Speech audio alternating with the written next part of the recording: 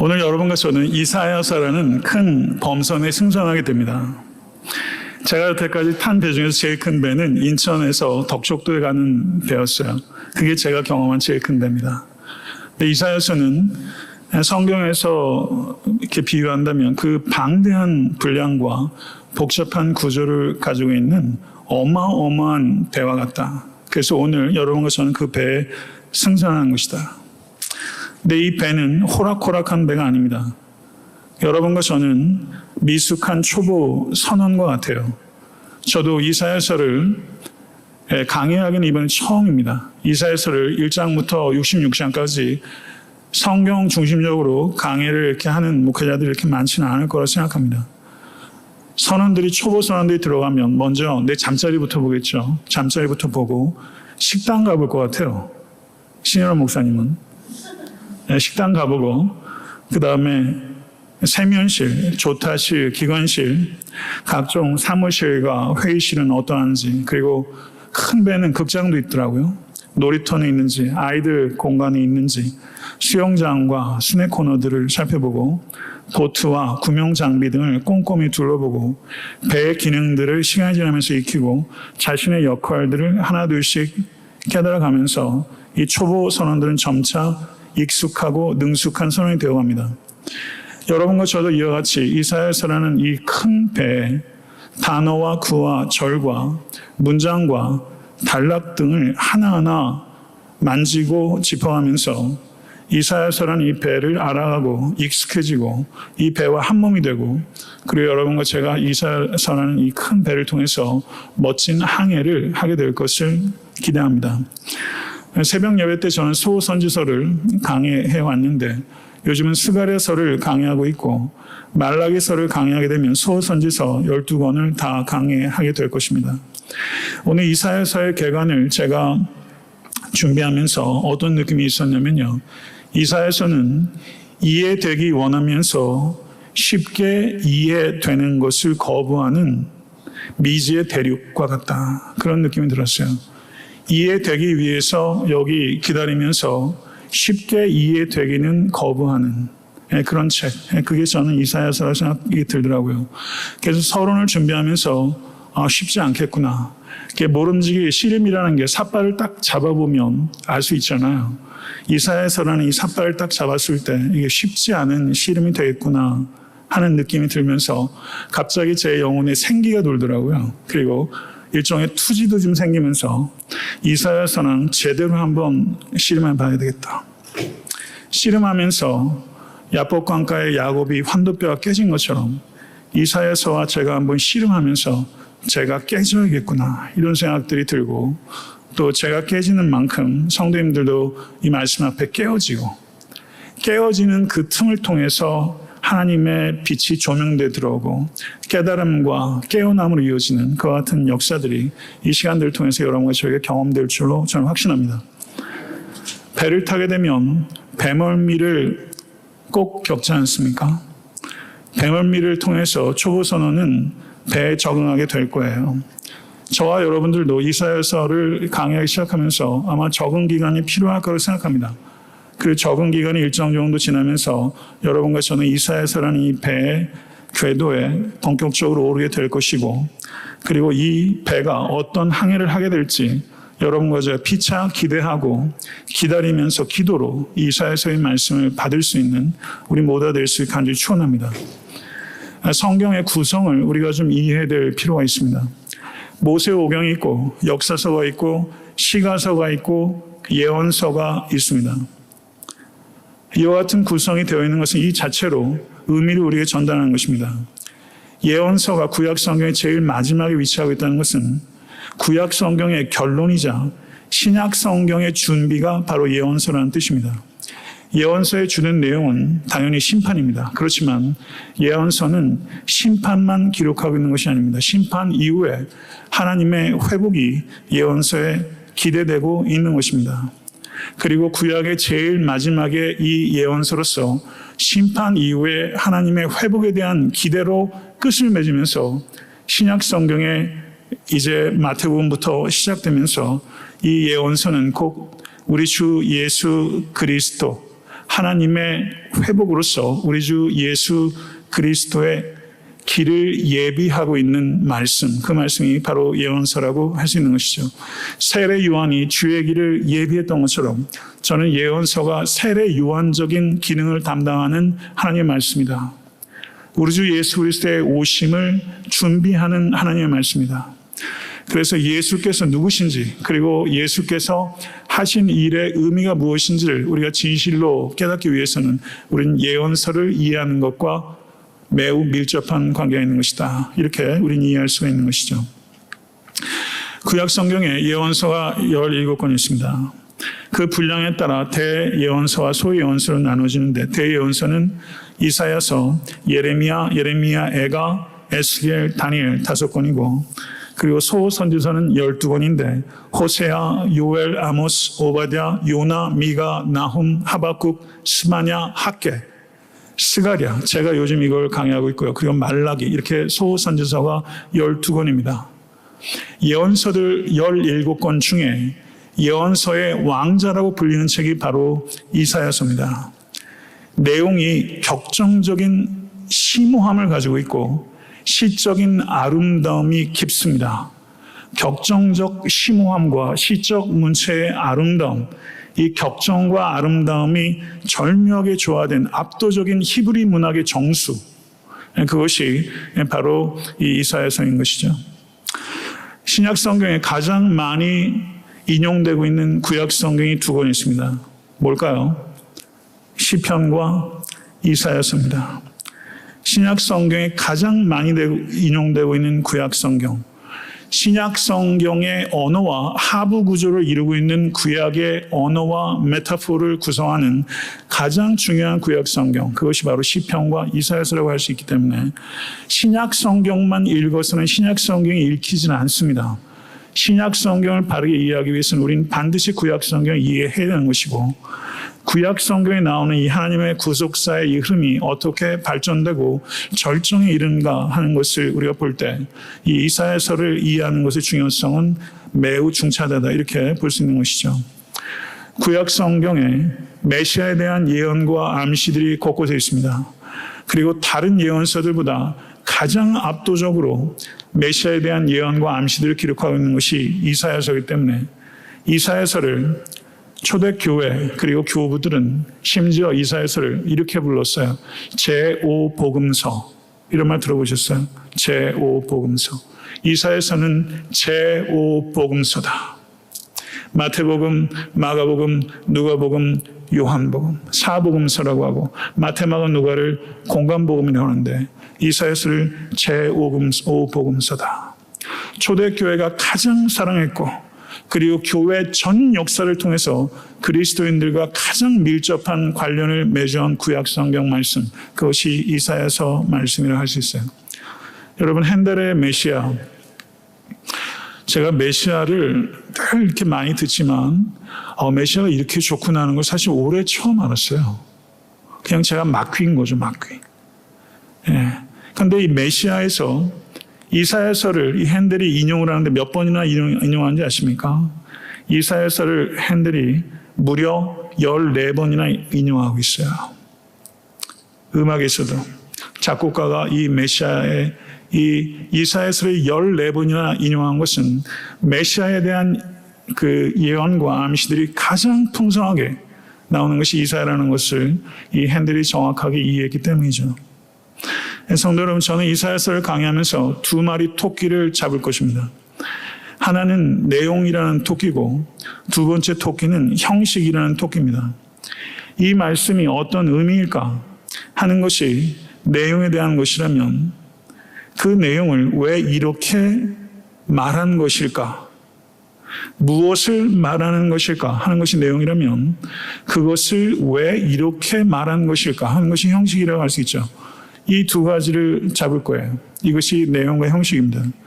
왜냐하면 이 2가지를 담는 것이 성경 읽기의 근본적인 방법이기 때문에 저는 거기에 입각해서 말씀을 연구하고 설교할 것이며, 여러분들이 그와 같은 방식으로 이 2가지 토끼를 항상 여러분의 성경 읽기에 적용할 수 있도록 도울 것입니다. 그리고 저는 2가지 질문을 교차적으로 던질 것입니다. 하나는 이 이사야가 활동한 시기가 주전 8세기입니다. 주전 8세기. 소명을 받은 것이 주전 740년입니다.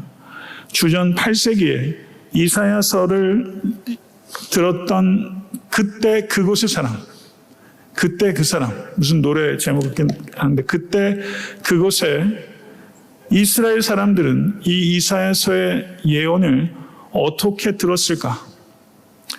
첫 번째 그 오리지널 리스너들은 어떻게 이 말씀을 들었을까 하는 것을 찾을 것이고, 지금 이곳에 here and now, 지금 이곳에 우리들은 이사야서의 이 말씀이 어떻게 이해되는 것일까? 어떻게 적용되어야 하는 것일까? 이 두 가지 차원을 우리는 교차적으로 질문해야 돼요. 그때 그곳에서 어떤 의미였을까? 지금 이곳에서 어떤 의미인가? 이 두 가지 질문은 교차적으로 던져야 되는 질문입니다. 성도 여러분, 이사야는 누구였을까요? 이사야는 우시야 왕이 죽던 해인 주전 740년에 예언자로 부르심을 받아서 우시야 왕, 요담, 아하스, 히스기야에 걸쳐서 예언자로서 사역을 감당했던 사람입니다. 우시야의 아들 요담은 잠시 나라를 다스리다 죽었기 때문에 실제 예언자 이사야가 예언 활동을 하면서 깊이 만났던 왕들은 사실은 아하스와 히스기야 두 왕입니다. 탈무드에 의하면 이 이사야의 아버지는 이름이 아모스인데 유다 왕 아마샤의 형제로 알려지고 있습니다. 아마샤의 아들이 우시야 왕이었기 때문에 이사야는 우시야 왕과 사촌 관계가 되는 것이죠. 그래서 역대하 26장 22절과 32장 32절을 통해서 볼 때 이사야는 왕실의 서기관이었던 것으로 보이고, 그래서 조선 그 왕조실록처럼 사관이었던 거죠. 그렇다 보니까 왕실 내부에서 일어나는 일들과 외교 정책의 그 이면들까지도, 그 외교 정책의 추이들까지도 이사야는 면밀하게 지켜볼 수 있는 위치에 있었고, 유다 내부 왕국의 사정에 대해서 매우 밝았습니다. 이사야라는 이 이름의 뜻은 여호와께서 구원하신다라는 뜻입니다. 그렇기 때문에 이 이사야의 이 이름 자체가 이사야서의 주제를 함축하고 있는 것이다, 이렇게 볼 수 있는 것이죠. 그런데 이사야서를 주의 깊게 보게 되면 이사야에게는 두 명의 아들 이상이 있었습니다. 이사야서 7장 3절을 보게 되면 스알 야숲이라는 아들이 있었는데, 스알 야숲이라는 이 이름의 뜻은 남은 자만 돌아가리라, 남은 자만 돌아가리라 라는 뜻이고, 또 아들의 이름이 8장 1절에 기록되어 있는데 마할 살렐 하스바스라는 이름인데, 이 뜻은 급히 노력하다라는 뜻입니다. 두 아들들의 이름, 성경을 보게 되면 요셉의 아들들의 이름도 그 의미가 나와 있고, 성경에 그 자녀들의 이름의 의미가 나와 있는 경우들이 더러 있습니다.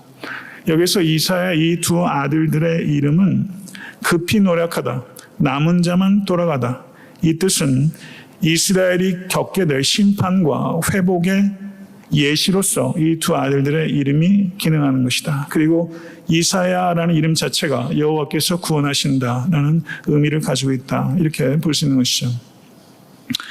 위경을 보게 되면 므낫세에 의해서 이사야가 나무로 된 톱으로 몸이 켜져서 두 조각 나서 죽었다라고 끔찍한 이야기를 기록하고 있습니다.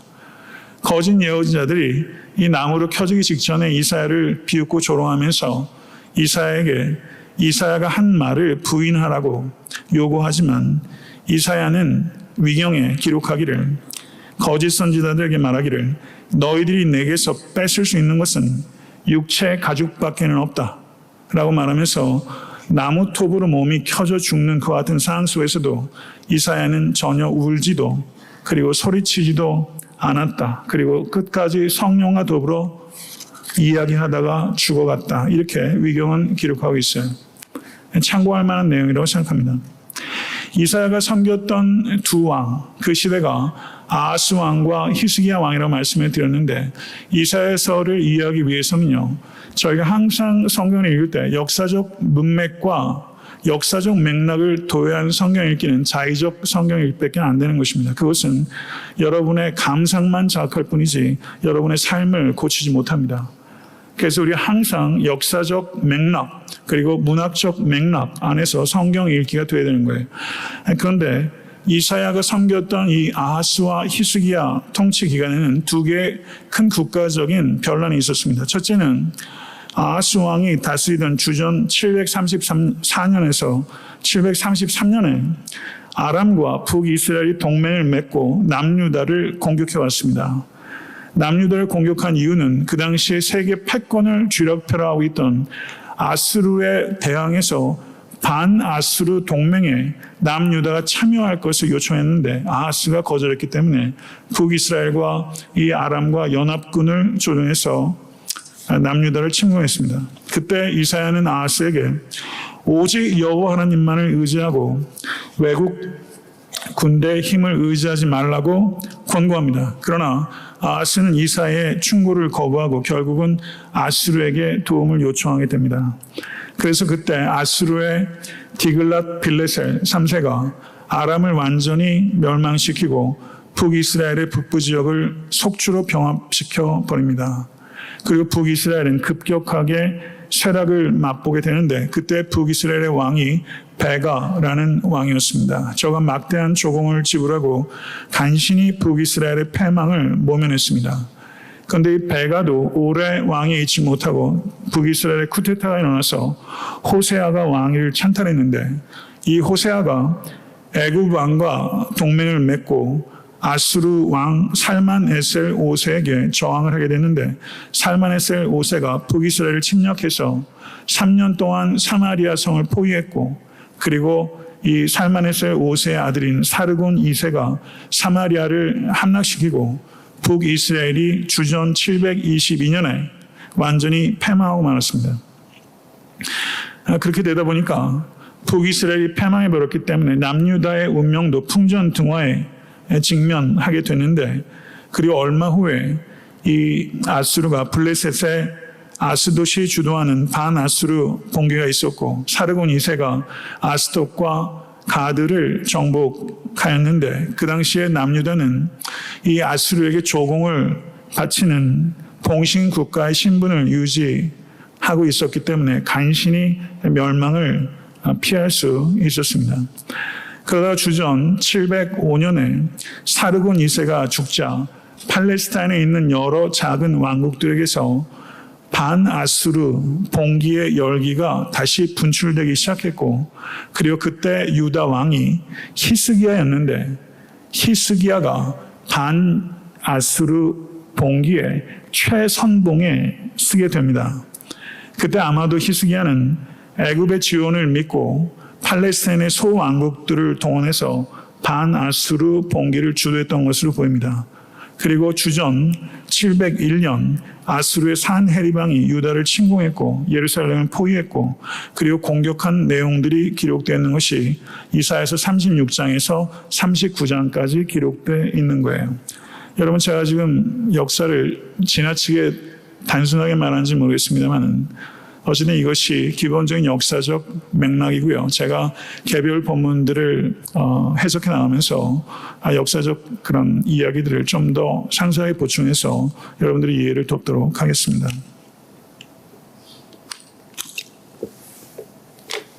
이사야서가 제2 이사야서, 제3 이사야서 혹시 그런 말 들어본 적 있으세요? 제2 이사야서. 이사야서의 저자가 이사야 한 사람이 아니라 여러 사람일 것이다 라고 말하는 비평학자들의 주장들이 19세기 말부터 매우 폭넓게 등장하기 시작했습니다. 그 이유가 이사야서 1장부터 39장까지는 이사야가 주로 활동했던 주전 8세기의 여러 사회 정치적 상황들과 그리고 주요 관심사들을 다루고 있는데 40장부터 66장까지는 전혀 다른 이야기가 전개되고 있습니다. 포로기 상황을 배경으로 하고 있는 것입니다. 그러면 이사야서 특별히 44장 28절과 45장 1절을 보게 되면 거기에 중요한 인물의 이름이 기록되어 있는데 누구의 이름이 나온지 혹시 아세요? 고레스의 이름이 나옵니다. 이사야서가 주전 740년의 인물이고 고레스는 주전 550년경의 인물입니다. 그러니까 거의 150년에서 200년 차이의 시간적인 갭이 이사야서 1장부터 39장과 40장부터 66장까지의 시간적 갭이 있다는 것입니다. 그래서 비평학자들은 후반부인 40장부터 66장은 이사야가 기록한 것이 아니라 이사야의 정신과 가르침을 계승한 이사야의 제자들이 기록한 것이다. 포로기에, 고레스 이후에 포로기의 익명의 이사야의 제자가 기록한 것이다. 이렇게 이야기를 하고, 그래서 40장부터 66장까지를 더 세분화시켜서 40장부터 55장은 바벨론 포로기를 다루고 있고 56장부터 66장까지는 포로기한 이후의 상황을 반영하고 있다라고 주장해서 이사야서 1장부터 39장, 40장부터 55장, 그리고 56장부터 66장을 저자가 적어도 3명이다. 이사야, 그리고 이사야의 제자들, 그래서 제2이사야, 제3이사야가 있는 것이다. 이렇게 주장하는 광범위한 비평학자들의 이야기가 있습니다. 그리고 최종적인 이사야서의 형태는 늦은 포로기에 형성된 것이다. 주전 8세기에 이사야가 기록한 것이 아니라 늦은 포로기에 기록한 것이다. 이와 같은 비평학자들의 주장이 있는 것이죠. 이에 대해서 복음주의 학자들과 그리고 저의 견해는 다릅니다. 이와 같은 이야기들이 광범위하게 있기 때문에 이런 부분들에 대한 여러분들의 이해가 기본적으로 필요하기 때문에 제가 이 이야기를 드리는 건데요. 우리는 비평적인 관심, 특별히 학자로서 그리고 목회자로서 성경에 대한 비평적 관심, 역사 비평적인 관심이 필요합니다. 그렇지만 가장 중요한 것은 성경의 증언입니다. 그리고 교회 역사 안에서 이사야에 대한 오랜 전통의 중요성을 결코 포기할 수 없습니다. 범람하는 비평적 방법론이 매우 특별한 유혹으로 우리에게 그리고 목회자에게도 찾아오지만 최우선적으로 여러분과 저는 하나님의 말씀에 우리의 사고의 닻을 내리는, 저를 한번 따라해 보시죠. 신앙적 비평주의. 신앙적 비평주의가 우리에게 필요하다는 것이죠. 하나님의 말씀에 최우선적으로 우리의 사고의 닻을 내리는 신앙적 비평주의가 우리가 지켜야 되는 것이고, 제가 공부할 때 닥터 휴겐버거라는 고든 코넬의 교수이자 파크스트리트 처치의 시니어 패스터였던 구약학자, 옥스퍼드에서 PhD를 했는데요. 이분이 수업 중간에 리버럴들을 알아야 된다. 그리고 리버럴들의 어깨 위에 합헌하라고, 그 위에 올라가라고 이런 이야기를 하셨는데요. 이것은 매우 중요한 이야기라고 생각합니다. 성도 여러분, 신앙적 비평주의. 마태복음 3장 3절을 보게 되면 저는 선지자 이사야를 통하여 말씀하신지라 일렀을 때 광야에 외치는 자의 소리가 있어 가로되 너희는 주의 길을 준비하라 그의 오실 길을 곱게 하라 하였느니라. 여기에서 이사야서를 인용했다는 것을 마태복음 기자가 분명하게 밝히고 있어요. 그러면 여기에서 인용된 이사야서가 이사야서 몇 장이냐면요, 40장 3절입니다. 비평학자들이 얘기할 때 40장은 제2이사야입니다. 이사야가 한 말이 아니에요. 그런데 마태복음은 이사야를 통하여 말씀하신 자라라고 언급하고 있고, 로마서 10장 20절에서 21절을 보게 되면 이사야는 매우 담대하여 내가 나를 찾지 아니한 자들에게 찾은 바 되고 내게 묻지 아니한 자들에게 나타나노라 말하였고, 이스라엘에 대하여 이르되 순종하지 아니하고 거슬려 말하는 백성에게 내가 종일 내 손을 벌렸노라 하였느니라. 로마서 10장 20절에서 21절에 사도 바울은 이사야는 매우 담대하여 라고 말하고 있는데, 여기에서 인용되고 있는 이사야서는 이사야서 65장 1절에서 2절입니다. 비평학자들의 말에 의하면 이것은 제3이사야서에 해당되는 것이죠. 그런데 성경은 마태복음도 로마서도 그 외에도 여러 증거 본문들이 있습니다만은 제2이사야, 제3이사야라고 하는 본문들을 예수께서도 사도들도 이사야가 말하되 라고 말하고 있다는 것이죠. 전 성경의 내증을 믿습니다. 그렇기 때문에 고레스의 이름이 정확히 언급됐기 때문에 그 부분은 고레스 이후에 누군가가 쓴 것이다 라고 말하는 것은 성경의 이사야서에 우상과 하나님을 구분하기를 우상은 미래를 알지 못하고 여호와 하나님은 미래를 아시는 분으로 기록되어 있는데 여기에서 고레스가 미래의 인물이기 때문에 미래 익명의 제자가 썼다라고 말하는 것은 여호와 하나님께서 우상과 전혀 다를 바가 없다고 주장하는 것과 같은 것입니다. 성도 여러분, 저는 이사야서의 저자가 이사야 한 사람이라고 믿습니다. 그런 견해를 따릅니다.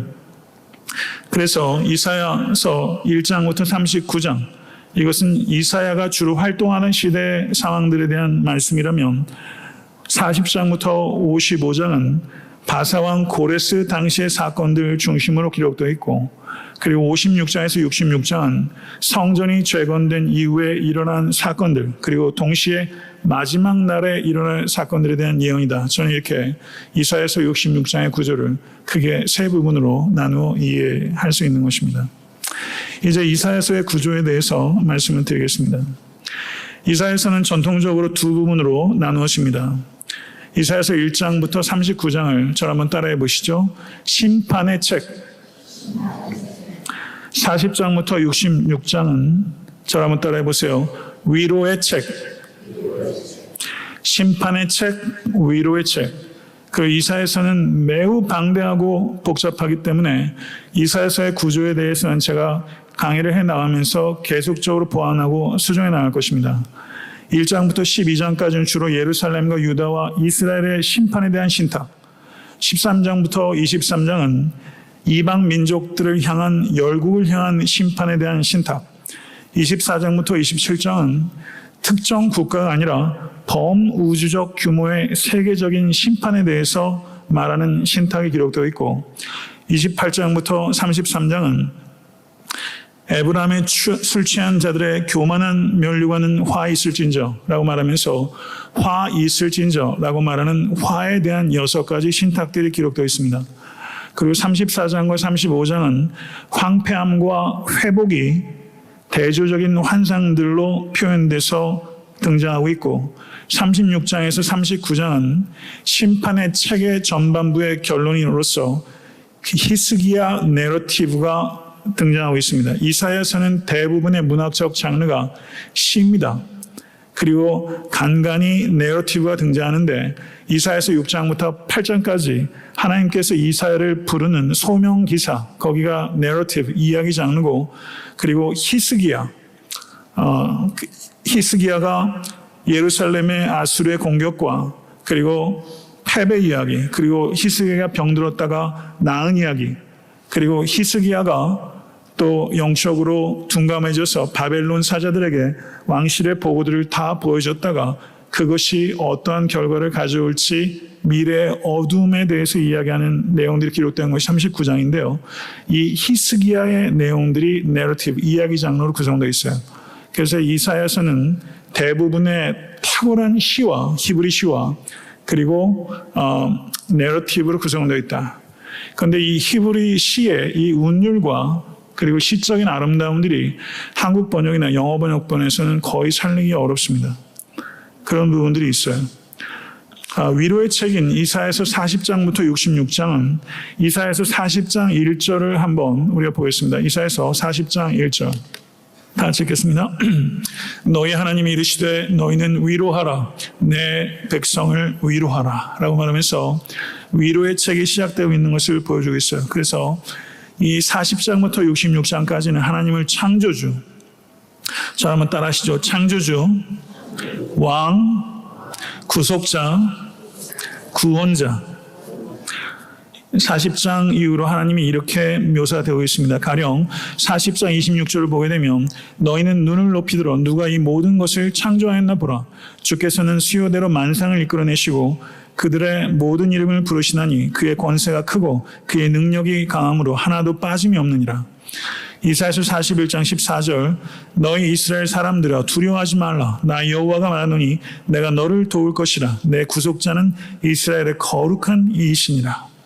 이사야서 44장 6절 이스라엘의 왕인 여호와 이스라엘의 구원자인 만군의 여호와가 이같이 말하노라. 나는 처음이요 나는 마지막이라. 나 외에 다른 신이 없느니라.